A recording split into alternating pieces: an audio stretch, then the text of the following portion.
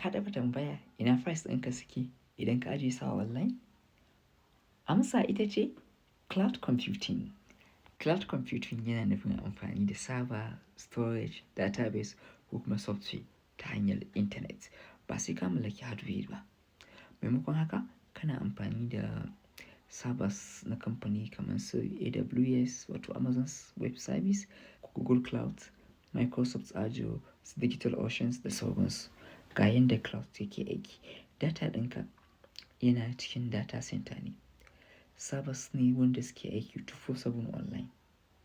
Kai kuma kana accessing ɗinsu ta browser wato web access kenan ko ta application ko ta terminal ɗinka ko kuma ta API da sauransu. Misali shine kamar mu yanzu mu ɗauko Google Drive. Files ɗinka ba sa kan wayanka da kake ɗaura wannan da ke kan wannan Google Drive ɗin ne suna kan server ne. Cloud yana da manyan types guda uku.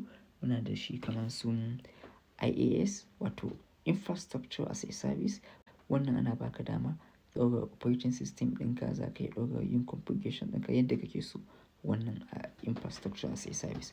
Sannan bayan shi muna da PaaS wato Platform as a Service.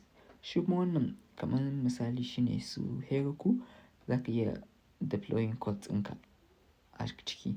Sannan muna da SaaS wato Software as a Service.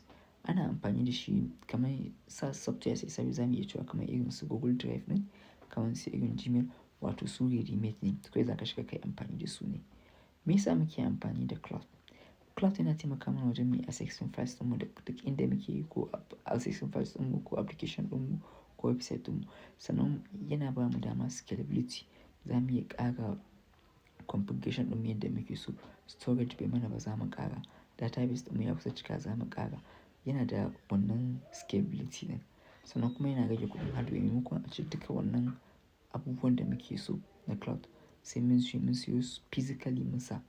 It's a lot of risks to za mu yi amfani da cloud computing.